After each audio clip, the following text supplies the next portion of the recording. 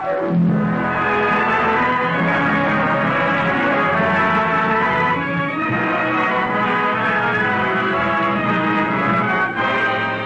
Human Adventure. Presented by the Mutual Broadcasting System with the University of Chicago for America's radio audience.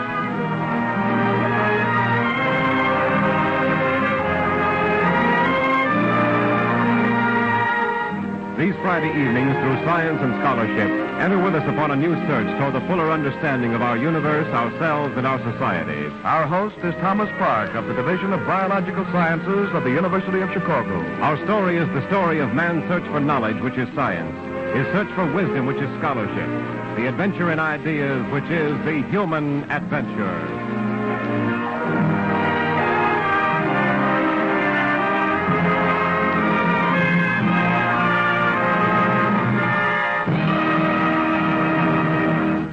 This day, the story of the birth, the nurture, and the establishment of one of the key ideas of the modern world. This hour, Charles Darwin and his thesis, Evolution by Natural Selection.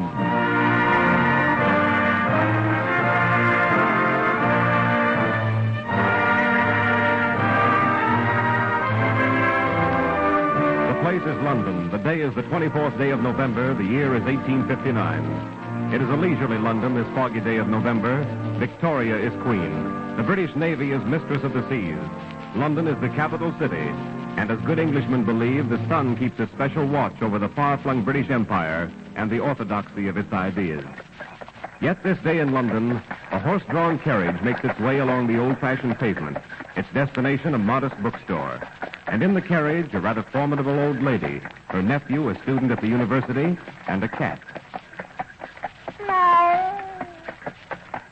Oh, be still, kitten, can't you? Now, kitten. Kitten, Aunt Vicky? I say Caesar's a full-grown Tom. He was a kitten long before I went up to varsity. And if he was, I still prefer to think of him as a kitten. I think of you as a schoolboy, for that matter. Oh, I dare say you do, Auntie. Varsity or no varsity. This book by Mr. Darwin that you're to buy at the bookseller's, it has something to do with your studies, I take it? Well, I don't quite know, Auntie. I mean, specifically. It deals with geology, biology, natural history, and that sort of thing. Record of the rocks and of life and so on. Record of the rocks, indeed. In my time, a young gentleman was soundly educated in Greek and Latin. He learned about life on the grand tour of Europe. Oh, but the rocks tell us how old the world is, Auntie. When I was a girl, we knew exactly how old the world was. Bishop Ussher proved it from the scriptures. The world, he proved, was created in the year 4004 B.C. on a Friday in October at 9 o'clock in the morning. Oh, seriously, Aunt Vicky. The world is much older than people in your day thought. Older, perhaps. The question would be better. How old is the world now? Millions of years old, Auntie. Why, this very street we're on was once covered by ocean.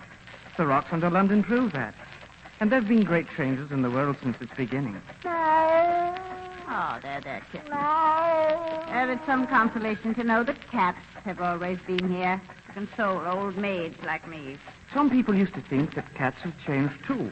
Now, the Greeks... The Greeks, my word. Oh, don't let that trouble you, Aunt Vicky. Everyone knows that animals don't change. The species remain exactly as created. Every kind fixed and separate. Well, here we are at the bookseller's, Auntie. I'll just pop in and out and we'll have our book by Mr. Darwin.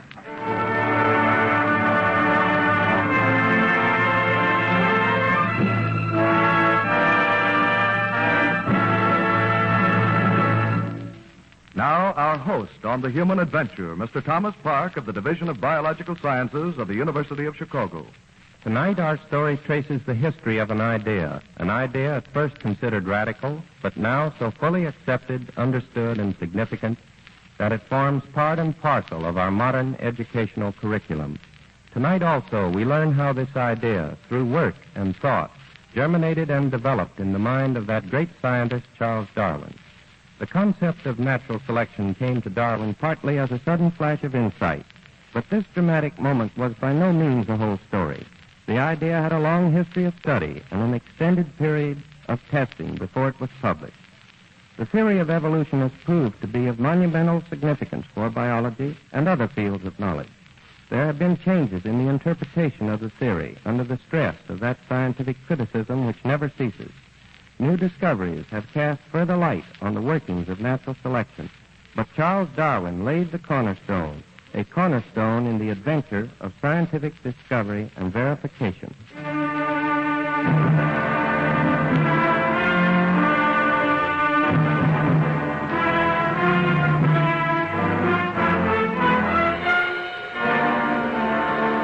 On this 24th day of November in the year 1859, Charles Darwin's book goes on sale in London.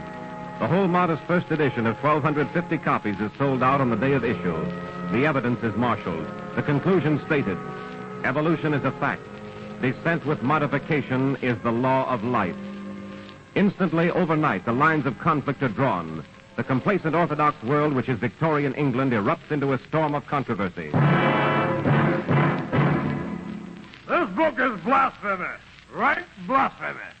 Are we to believe that all favorable varieties of turnips are tending to become men? I've read a book or two, and to my mind there ain't a bit of evidence for his suggestions. The terror is merely a fact grabber with no nobility of understanding. Darwin denies our cherished beliefs to insist that we believe in a chain of bubbles.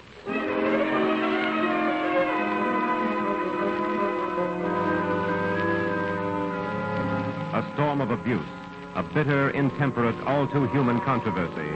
That is behind us now. Yet the birth of Darwin's idea begins long before the publication of the work called On the Origin of Species by Means of Natural Selection. The story begins in the year 1831 aboard the HMS Beagle. Charles Darwin sets out on what he called his second life, the 5-year adventure which was to lead him to his great life work. These are entries from young Darwin's diary. December 27th, 1831. Aboard the Beagle outside the breakwater. We scudded away from England at 7 to 8 knots. December 31st. Spent the day horizontally reading Lyell's Principles of Geology. Entirely new conception of formation of the earth. Seasick. Still seasick. This day very nearly fated from exhaustion. January 10th, had made a 4-foot canvas bag to drag behind vessel. Caught small mass of sea animals in it. Seasick.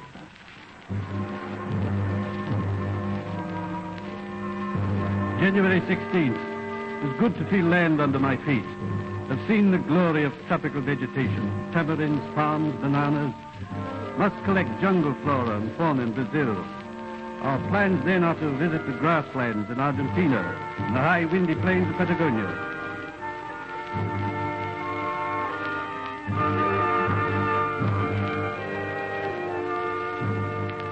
In barren Patagonia, Darwin observes in company with a young midshipman. Look here, Stokes, in this red mud. Yeah, what is it? Fossil remains. Bones are much like those of a sloth, but a giant one. If we could find the rest of the bones, you'd see that it's as large as an elephant. These certainly aren't like anything else in the world. No, as I said, it's more like the sloth, a living South American animal. More like the armadillo than any old world form. Why should there be this similarity between the living and the extinct species of one region? Apparently this continent must have once swarmed with monsters. Larger animals, certainly. And what's most amazing is that there has been no great change in the form of the land since they lived. What could have caused their extermination?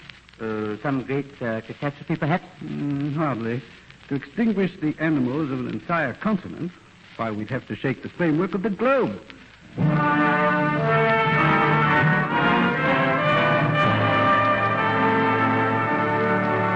Thus comes the first inkling of some connection between the living and the extinct species.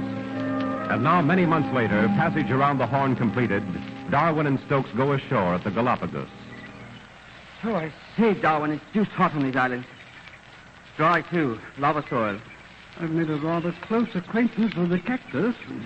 I've never seen such cactus thicket. Only plant thereabouts, as far as I can see. Most plants are leafless to conserve water, Stokes, a means of survival for them. Birds survive handsomely.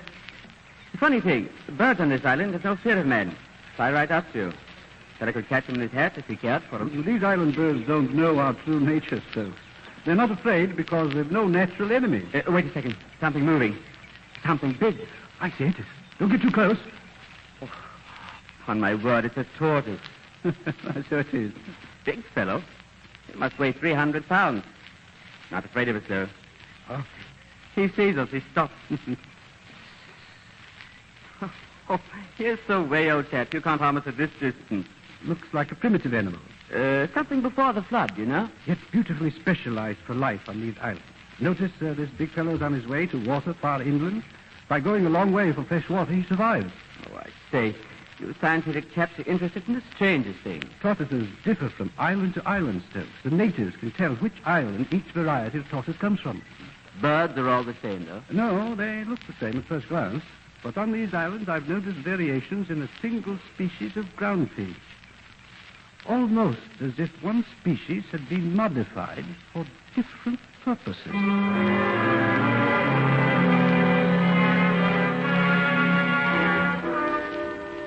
For 5 years, Charles Darwin observes, questions, speculates on all that he has seen. And he returns to England puzzled by ever-recurrent questions. Why are the animals in the southern part of South America different from those in the northern part? Why, with a similar climate, are the animals of South America so different from those in Africa? Why have the large animals disappeared from South America? If species are created separately, why were the flora in the life of the Galapagos similar to that of America? Similar, but not identical. It is now clear to Darwin that the current theory that each species is unchangeable and specially created does not explain the facts he has observed. He is haunted by the dim inkling of a new theory. Species must change. They must gradually become modified. Yet, how do they change? How did a tree frog, for instance, become adapted to a tree? How did a woodpecker develop its peculiar clinging claws and its drilling beak? These changes are facts. Perhaps if I had enough facts. So the collection of facts begins. Darwin turns to English gardeners and animal breeders for examples of plant and animal variation. You ask why these plants are so hardy, Mr. Darwin? I'll tell you why. We select only the seed from the best plants to use the next season, and so on, season after season, sir. Now you're talking about my favorite subject, Mr. Darwin. My sheep are the animals they are because I select them to be that way. I begin by picking out the best animals I have to breed, and go on with selections, you might say, until this year's selection. Selection. The first answer comes to Darwin. It is by selection that man has developed useful plants and animals. But how can this process of selection, take place in nature? What factor in nature plays the part of man's conscious, planned intelligence? This is the question. The answer comes unexpectedly.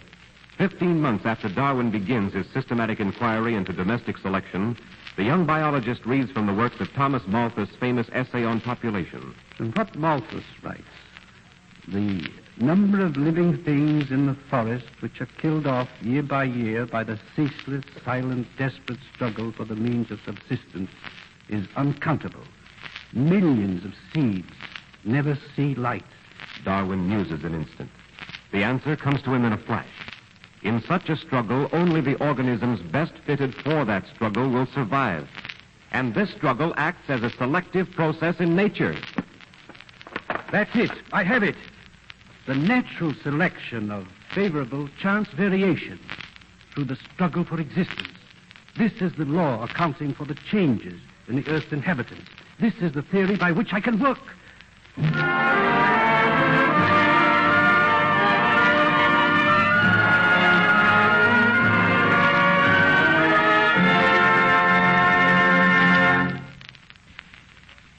Natural selection. Darwin has come upon the master key explaining the origin of species and the phenomena of adaptation. He undertakes a vast labor of inquiry, begins a gigantic correspondence with fellow scientists, breeders, observers. And the facts come to be marshaled in his notebooks. From New Zealand, the gigantic fossil birds found here show a marked resemblance to birds now living. From South America, the young wild logger-headed ducks can fly, while the adults can only flap along the surface of the water. From Audubon in America. I've often found a remarkable difference in the nests made by the same species of bird in the northern and southern parts of America. From India. The Katiwar horses are always striped on the spine, the shoulder, and sometimes the face. And from a breeder in England, another note on the horse's link with its wild relative. A week-old foal from a bay mare in the bay racehorse was marked in his hind quarters and on its forehead with numerous narrow zebra-like bars. All the stripes soon disappeared. In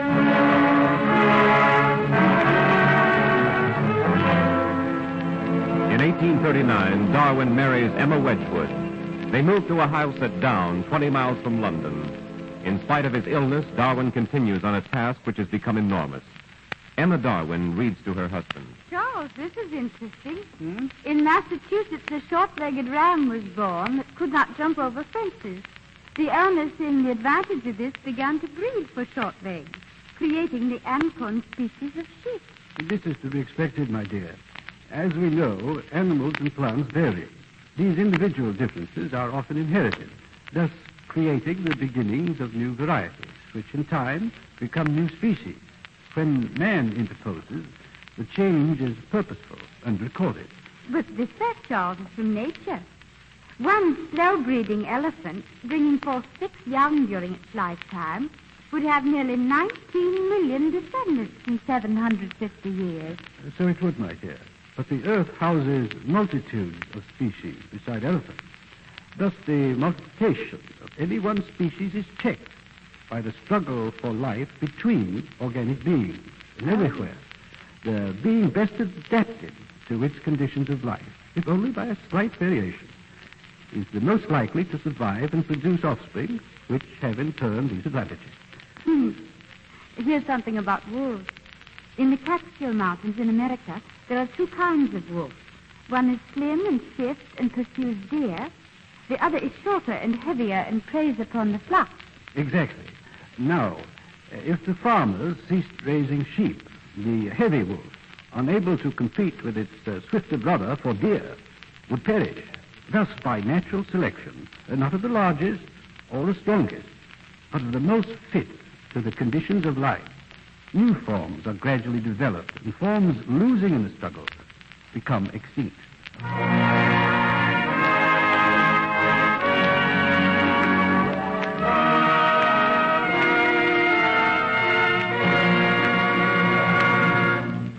Thus far, a story of patient accumulation and painstaking research. Not until 1844, when the torment of illness makes it seem Darwin will not live to finish his work, does he permit himself to put in writing a brief sketch of his views. This sketch establishes a priority, confirms the beginning of the Darwinian idea, but it is not published. 15 more years of patient study round out the monumental preparation for the book which is to reframe forever the ideas of our world. The spirit of Darwinian research is recorded in the words of the scientist. I have made it a golden rule to write down all facts unfavorable to my hypothesis. These unfavorable facts, doubts, questions, loomed large before me. I set myself to ask questions and to answer them. Why do we not see missing links? Because the new, more perfect form takes the place of and exterminates the parent form. The evidence of earlier forms must be looked for in the graves of past epochs. How is it possible that natural selection can produce an organ as complex and perfect as the eagle's eye? By the accumulations over periods of thousands of years of countless slight variations of the simple, pigment-coated optic nerve. How can life have been transported from its original source to all parts of the world? By wind and wave, by fish and birds carrying seeds and eggs, by glaciers driving northern life to the south, by geographical changes, the earth has been populated.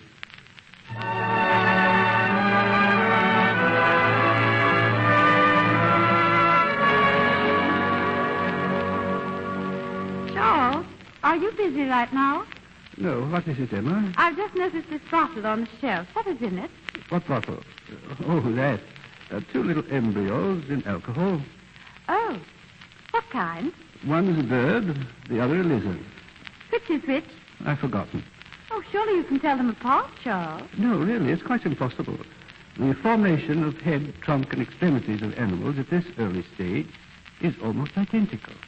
Why, I didn't dream. The feet of lizards and mammals, the wings and feet of birds, the hands and feet of man, all rise from the same fundamental form.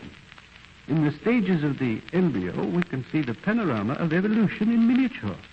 I'm amazed. Oh, Charles, your subject is so vast.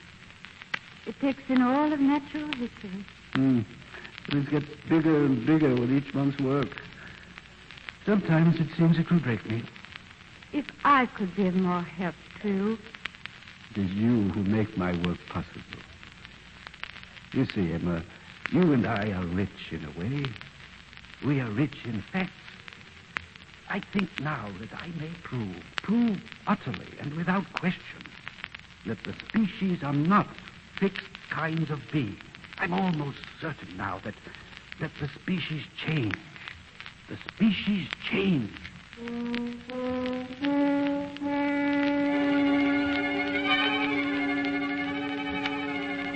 And then the warning from his good friend, Sir Charles Lyell, the geologist. You should publish, Darwin. Somebody else will come out with your theory before you do. I wouldn't wait any longer. What would you suggest? Simply that you put your conclusions in writing. Get the paper to the Royal Society. This is an immensely important idea.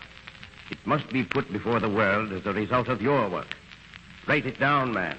It's not wise to hold it back any longer. Heeding Lyell's warning, Darwin begins to write out his thesis on an extensive scale. He has finished 10 chapters of his Origin of Species by means of natural selection by June of 1858. And then, on June 18th... The postman has just left this, Charles. A bulky letter. From Ternate in the Molucca Islands. Strange. I don't recall that I know any naturalists out there. Open it, Emma. Read me a bit of it. Oh, it's from young Alfred Wallace. Oh, yes, Wallace. Did some work on the Amazon. He's been in the Malay Archipelago for the last few years. Collects insects, as I recall. Mm-hmm. Across the top he has written, if you think well of this, will you send it to Lyell for perusal? Oh, yes, of course. The title is On the Law Which Has Regulated the Introduction of New Species. What? Every species has come into existence, coincident in time and space with a pre-existing, closely allied species. Charles, it's your idea. Let me see the paper. Here. In February, during a severe attack of intermittent fever, I began to think of Malthus' essay on population. At that instant, it suddenly flashed upon me the idea of the survival of the fittest. Charles, it's your work, it's your thesis, it's your idea. It would seem so, Emma. Still, young Wallace is a scientist. These are his findings. I shall write to Lyell as he asked. I shall tell him candidly that I have never seen a more striking coincidence. Even his terms stand as heads of my chapters. I should be glad to publish my views, but I cannot persuade myself that I can now do so honorably.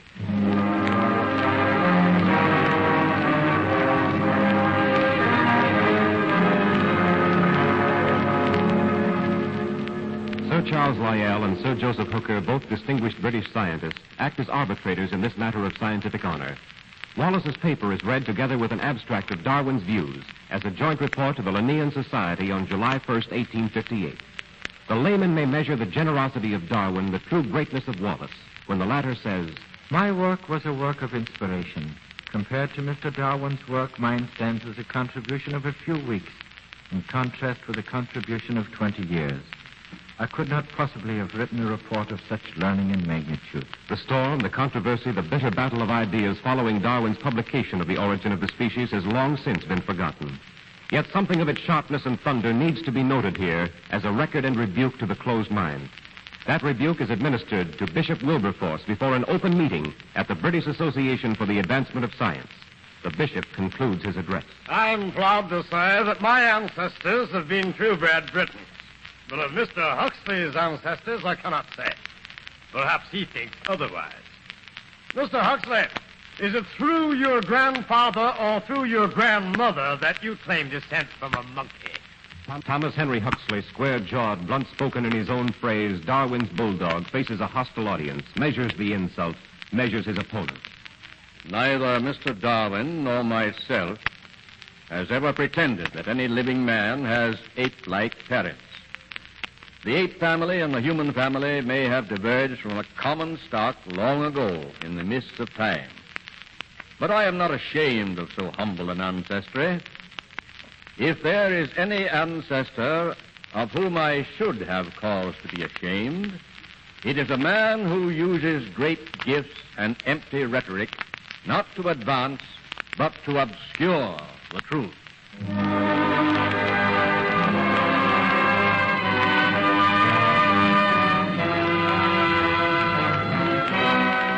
This day, this year of 1946, no qualified scientist in the world, no specialist from a single one of the world's great universities denies the basic conception of evolution. Science has added much to Darwin's findings. Science has modified many details of variation and the method of variation. But the concept remains. The concept of evolution as the law of life abides in Darwin's view, takes on clarity and beauty from Darwin's own words. From the struggle of nature, from famine and death, the most exalted object which we are capable of conceiving, the production of the highest forms of being, follows. There is grandeur in this view of life, having been breathed by the Creator into a few forms or into one, and that while this planet has gone cycling on according to the fixed law of gravity, from so simple a beginning, endless forms, most beautiful and most wonderful, have been and are being evolved by the natural laws acting around us.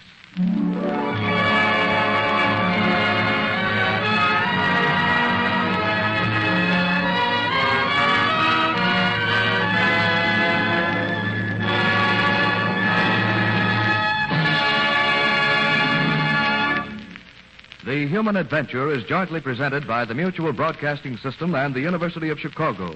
Selected programs are transcribed for rebroadcast for the overseas networks of the Armed Forces Radio Service.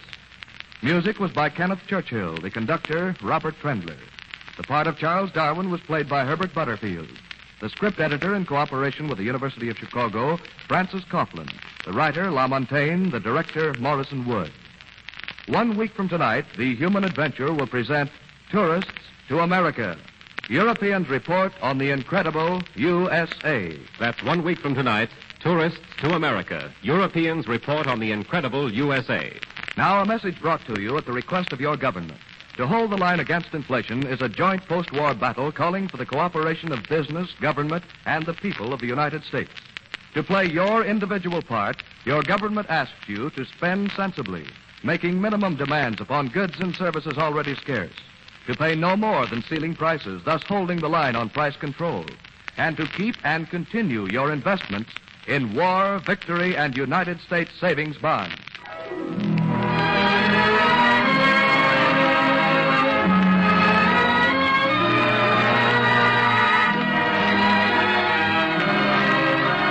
This is the Mutual Broadcasting System.